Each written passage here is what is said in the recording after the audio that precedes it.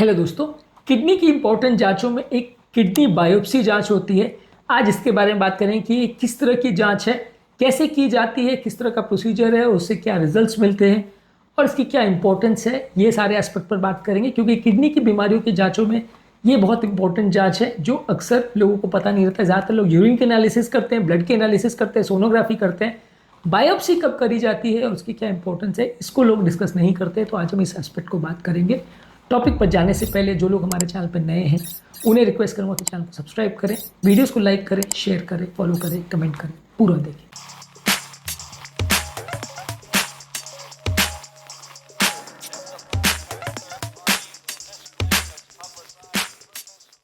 सबसे पहला, kidney biopsy का मतलब क्या है। इसमें बेसिकली किडनी का एक छोटा सा टुकड़ा निकाला जाता है एक सुई डाल के, जिससे हम माइक्रोस्कोपिक एनालिसिस करते हैं उस टुकड़े का और उसके बेसिस पर हम जज करते हैं कि व्यक्ति को किस तरह की कोई बीमारी है।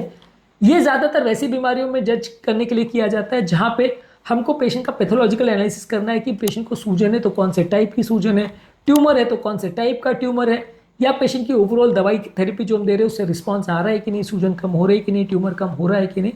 ये सारी चीज़ों को जज या एनालिसिस करने के लिए किडनी बायोप्सी का सहारा लिया जाता है। ये ज़्यादातर किसी बीमारी के डायग्नोसिस के लिए, यानी कोई रेयर बीमारी है जो कि बाकी टेस्ट क्लियर नहीं हो रही तो उसमें कौन सा टाइप का है वो देखने के लिए, कंडीशन कैसी है, सुधार हो रहा है, बिगाड़ हो रहा है, कैसा ओवरऑल पेशेंट की थेरेपी की ज़रूरत है, ये सारी चीज़ों की मॉनिटरिंग के लिए, ट्रीटमेंट का इवैल्यूएशन के लिए, और अगर ट्रांसप्लांट पेशेंट का करना है तो उसका ट्रांसप्लांट मैच हो रहा है कि नहीं, और ट्रांसप्लांट के बाद कोई ऑटो एंटीबॉडीज़ वगैरह तो नहीं बन रहे, वो किडनी को डैमेज तो नहीं कर रहे। ये सारी चीज़ों को जांचने और परखने के लिए किडनी बायोप्सी अक्सर करी जाती है। सिंपल सा टेस्ट है जो कि ओपीडी प्रोसीजर की तरह से किया जाता है। इसमें ज़्यादातर भर्ती करने की ज़रूरत नहीं पड़ती। इसमें पेशेंट की प्रॉपर मेडिकल हिस्ट्री करनी पड़ती है, प्रॉपर पेशेंट का ब्लड टेस्ट वगैरह किया जाता है, जिसमें अगर कोई क्लॉटिंग डिसऑर्डर्स है या कोई ऐसी दवाएं अगर चल रही है पेशेंट को जो खून को ज़्यादा पतला करती है तो उसे अवॉइड करते हैं। और पेशेंट को कुछ घंटे फास्टिंग के लिए बोला जाता है, यानी खाली पेट रहने को बोला जाता है इस टेस्ट के लिए। प्रोसीजर में एक आउट पेशेंट प्रोसीजर के हिसाब से पेशेंट को अल्ट्रासाउंड गाइडेंस या सीटी गाइडेड इसको किया जाता है, यानी अल्ट्रासाउंड से या सीटी के माध्यम से आप नीडल को पॉइंट करते हैं किस डायरेक्शन में करना है, उसके हिसाब से बायोप्सी करते हैं। लोकल एनेस्थीसिया में किया जाने वाला प्रोसीजर है, इसके लिए कोई बेहोश नहीं किया जाता। ज़्यादातर इमेजिंग गाइडेड करते हैं और बायोप्सी नीडल अलग अलग साइजेस की आती है, उसको किडनी के पास पंचर करते हैं और उससे टुकड़ा निकालते हैं। लगभग ज़्यादातर प्रोसीजर में आधा से 1 घंटे का टाइम लगता है।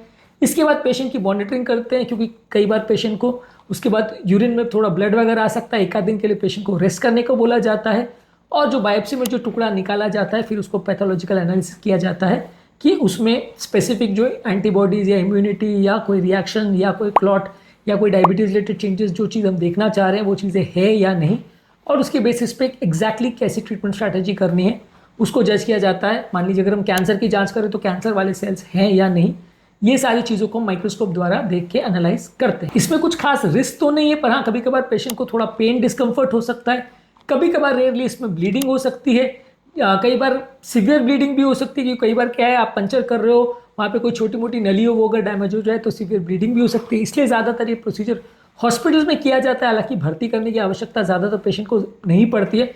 हॉस्पिटल में जहाँ इमरजेंसी अवेलेबल है वहाँ आउट पेशेंट बेसिस पे किया जाता है। इन्फेक्शन कभी कभार हो सकता है। इसके अलावा कभी कभी रेयर केसेस में अगर आपने नीडल इमेजिंग गाइडेड नहीं की तो आसपास के स्ट्रक्चर्स को भी डैमेज कर सकता है, कि नीडल थोड़ी सी शार्प होती है तो इसलिए थोड़ा रिस्क होता है, पर अदरवाइज ज़्यादातर ये कोई रिस्की प्रोसीजर नहीं है। जहाँ कोई स्पेसिफिक इन्फॉर्मेशन चाहिए जिसके बिना पेशेंट का ट्रीटमेंट नहीं हो पा रहा है वहीं पे इसका प्रयोग करते हैं। हर पेशेंट को जिसको छोटा सा इन्फेक्शन हो गया, छोटी मोटी प्रॉब्लम हो गई, वैसे के लिए नहीं करते हैं।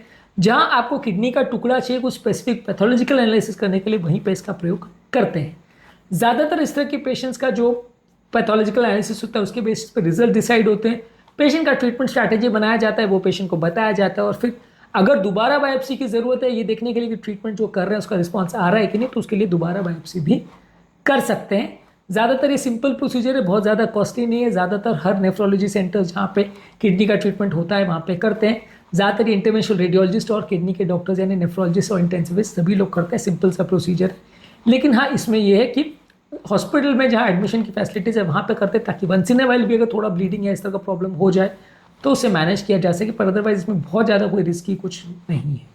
तो आज के टॉपिक में हमने बात करी कि किडनी बायोप्सी किस तरह का टेस्ट है और इसको किस तरह से किया जाता है, क्या इसके इंपॉर्टेंट फीचर्स हैं और क्या क्या चीज़ें इसमें पता चलती हैं और कब इसको करना चाहिए कब नहीं, क्या इसके इंपॉर्टेंट रिस्क और बाकी इश्यूज़ है, इस पर हमने बात करी।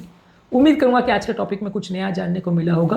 किडनी के संबंधित कौन कौन से और टेस्ट किए जाते हैं और उनमें क्या क्या पता चलता है, ये सब चीज़ों पर हमने ऑलरेडी सेपरेट वीडियोस किए।